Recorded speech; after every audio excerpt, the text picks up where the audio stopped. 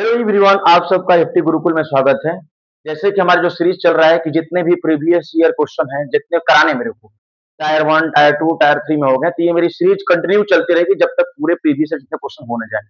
जब पहले मैं सोच रहा हूँ कि पहले कॉमन पेपर करा दूं, तभी मैं आपको पीजीटी टीआरई 1 का जो कॉमन पेपर मैथ का था वो करा दिया। अब मैं पीजीटी टीआरई 2 के मैथ से कॉमन पेपर कराऊंगा, फिर टीआरई 3 के, उसके बाद फिर जनरल जितने मैथ पूछे हैं, जैसे टीजीटी के मैथ्स हो गए, पीजीटी के मैथ्स हो गए, तो ये लगातार एक क्वेश्चन में कराऊंगा आपको।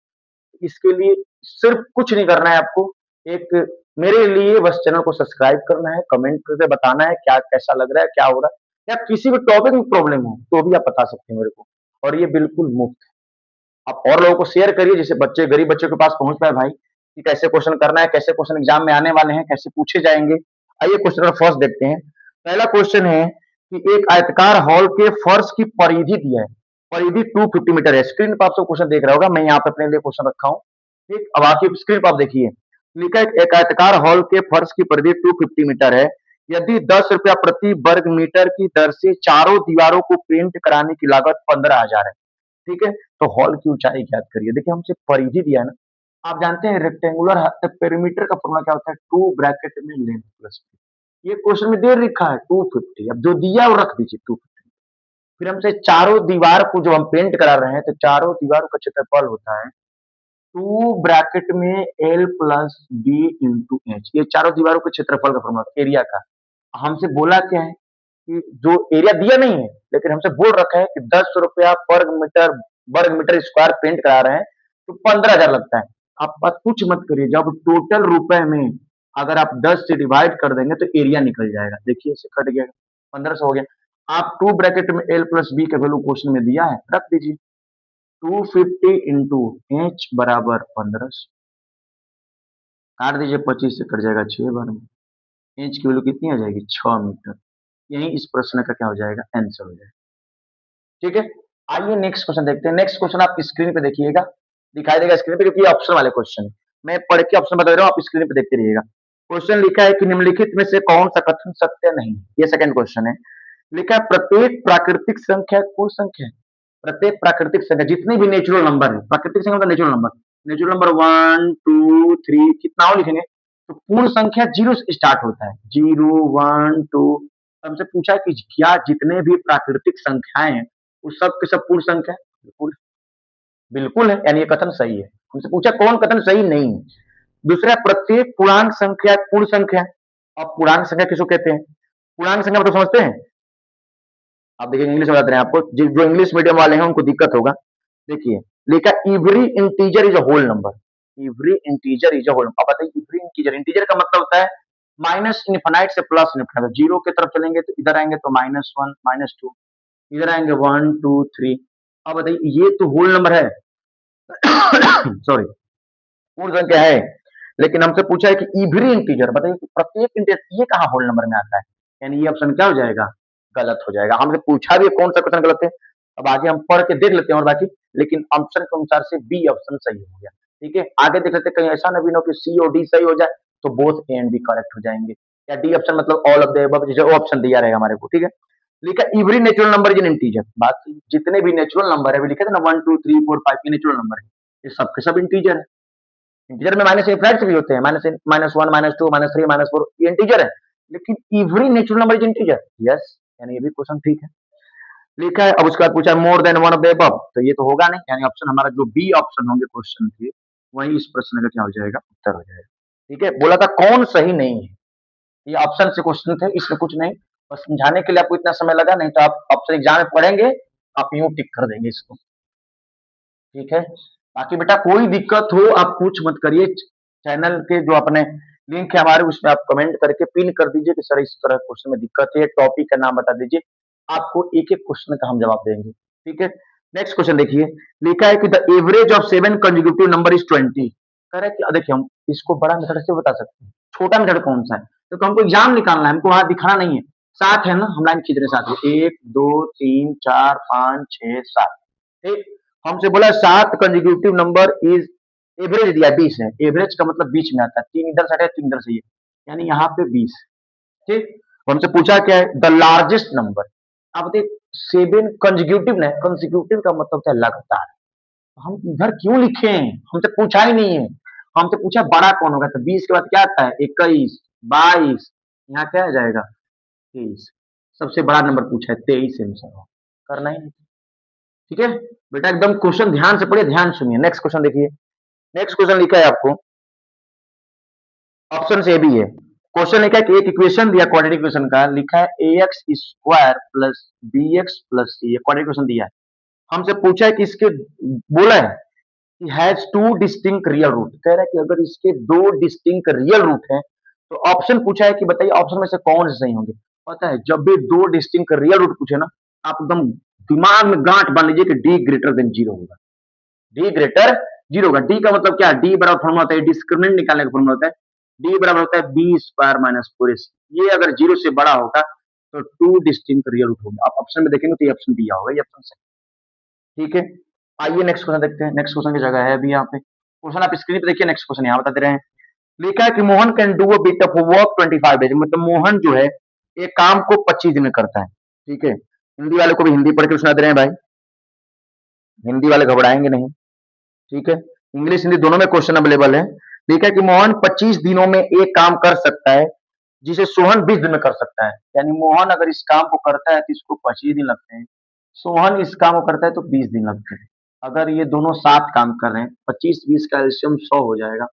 25 चौके 100, 20 पैसे। अब ध्यान सुने, इसके बाद क्वेश्चन क्या कह रहा है। कह रहा है कि अगर वो दोनों एक साथ 5 दिन काम करते हैं, बताइए एक दिन में कितना काम कर रहे हैं। एक दिन में वो दोनों 4 प्लस 5, 9 यूनिट काम करते हैं। 5 दिन काम किए हैं, कितने दिन काम किए हैं वो? 5 के 5 दिन में कितना काम हो जाएगा? 9 इंटू 5, यानी हम देखा जाए तो 45 यूनिट काम खत्म हो गया। काम कितना है? 100 यूनिट। 100 में से 45 को आप माइनस करेंगे, आ जाएगा 55 यूनिट। अब बोल रहा है कि इसमें से मोहन काम छोड़ के चला गया, तो काम कौन करेगा? सोहन। 55 यूनिट काम है, सोहन एक दिन में 5 यूनिट करता है, 5 से डिवाइड करिए, यानी सोहन कितने दिन में बाकी शेष काम कर देगा? 11 दिन। आप ऑप्शन में देखेंगे, ऑप्शन में 11 दिन दिया होगा, 11 दिन ही इस प्रश्न का उत्तर होगा। ठीक है, क्योंकि जो तरीका एकदम नॉर्मल, एकदम आप जो कहता है जैसे लिखिए और करिए, आंसर आ जाएगा। ठीक है, आइए नेक्स्ट क्वेश्चन स्क्रीन पे दिखाते हैं आपको। नेक्स्ट क्वेश्चन क्या कह रहा है, ये भी आपको ऑप्शन, क्वेश्चन के साथ साथ ऑप्शन भी कंपेयर करके चलने होंगे, जिससे आसानी से क्वेश्चन समझ सकते हैं आप। आइए नेक्स्ट क्वेश्चन देखते हैं। नेक्स्ट क्वेश्चन लिखा है कि x बराबर दिया है ए स्क्वायर माइनस बी स्क्वायर। देखिए क्वेश्चन स्क्रीन पर दिख भी रहा होगा, मैं लिख भी रहा हूँ। x बराबर दिया है ए स्क्वायर माइनस बी स्क्वायर और y की वैल्यू दिया है 30, y की वैल्यू दिया है 30, और फिर बोला है कि a प्लस बी की वैल्यू 15 है, a प्लस बी की वैल्यू 15।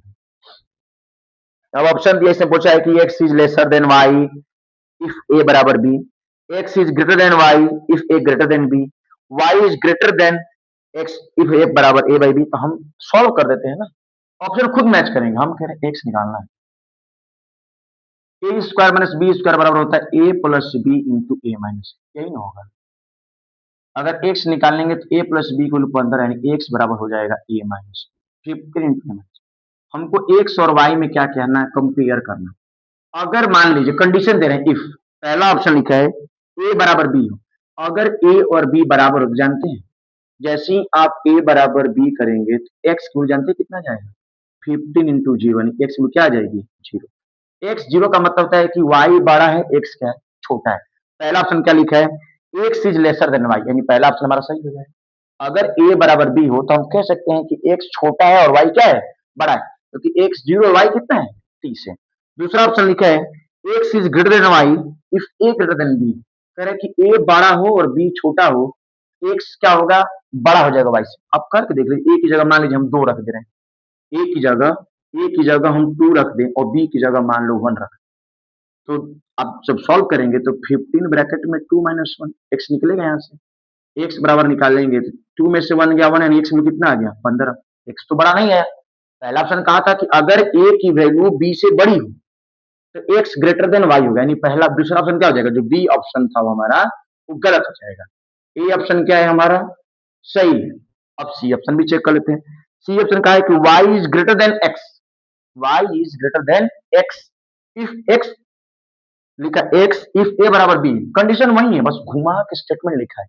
पहले में बोला था कि x is lesser than y if a बराबर b, और इसी ऑप्शन को इसको उल्टा करके बोल रहा है कि y is greater than x if a बराबर b, यानी B option B, C option B क्या है हमारा सही है। बात यही लिखा था, बस उल्टा करके लिखा है। यानी इसमें दो ऑप्शन चाहिए, ए और सी। इस तरह से अगर दो ऑप्शन एग्जाम में सही हो जाएंगे, option D is correct, more than above, जो ऑप्शन में दिखा होगा आपको। आइए नेक्स्ट क्वेश्चन देखते हैं। देखिए अब समझा दे रहे हैं कि कैसे क्वेश्चन पूछते हैं, ऐसे क्वेश्चन एग्जाम में आपसे पूछे जा सकते हैं। आइए नेक्स्ट क्वेश्चन देखते हैं, नेक्स्ट क्वेश्चन क्या कह रहे हैं। नेक्स्ट क्वेश्चन प्रोबेबिलिटी का है, कह रहा है कि the probability of a non leap year selected random will be contain तिरपन संडे। कह रहा है कि मानो non leap year, non leap year में समझते हैं, नॉन लीप ईयर का मतलब होता है, लीप वर्ष होता है तो 366 डेज का, लीप ईयर नहीं है तो 365 डेज नॉन लीप ईयर का मतलब। तो 365 दिन है, तो अगर आप 7 से डिवाइड करेंगे तो 52 वीक आ जाएंगे, 52 सप्ताह आएंगे, और एक दिन ऑड नंबर आएंगे। तो 52 वीक्स के बाद 52 तो वीक रहेंगे, तो उसके बाद तुमको अब देखेंगे कि एक आ जाएंगे, एक तो और डे। अब डिवाइड कर देखिएगा, 7 से डिवाइड कर, 7 5 35, 7 दूनी 14, 12 वीक्स तो है, 12 वीक है, और साथ में एक दिन और बच गया, वन डे एक और बन गया, एक दिन बचा है। एक दिन में तो सप्ताह में 7 दिन आते हैं, तो 7 दिन तो रहेंगे रहेंगे, ये टोटल 7 दिन रहेंगे। लेकिन हमसे पूछा है कि बताइए संडे आने की प्रोबेबिलिटी क्या है। तो संडे आने की प्रोबेबिलिटी, बस इसका एक लाइन याद रखिए, जब भी कोई भी संडे पूछता, संडे को मंडे पूछता, ट्यूजडे पूछता, वेडनेसडे थर्सडे फ्राइडे कुछ भी पूछता, इसका आंसर 1/7 हो जाएगा। 7 दिन मतलब 52 वीक तो क्लियर हो गया। एक दिन निकालने के लिए एक हफ्ते में 7 दिन होते हैं, तो उसमें 7 दिन में से किसी का तुमसे प्रोबेबिलिटी पूछे, संडे का पूछ ले, मंडे का पूछ ले, ट्यूसडे का पूछ ले, तो कोई एक ही बार आएगा ना। और टोटल है कितना, 7, 1/7 इस प्रश्न का उत्तर। आइए नेक्स्ट क्वेश्चन देखते हैं। नेक्स्ट क्वेश्चन स्क्रीन पे देखिए, लिखा है यदि 7 के पावर 12x प्लस 6 है, 7 के पावर 12x प्लस 6 है, वो बराबर है 49 के पावर 3x प्लस 12। 49 के पावर 3x प्लस 12, x की वैल्यू क्या हो, हमसे क्वेश्चन पूछे। आप बेस को सेम कर दीजिए, 7 के पावर 12x प्लस 6 बराबर 7 के पावर 2, लिख सकते हैं ना, बेस सेम करना है, 49 को 7 पावर 2 लिख सकते हैं, इसके पावर हो जाएगा 3x प्लस 12। बस पावर के ऊपर पावर होता है तो पावर को आपस में इंटू कर लेते हैं।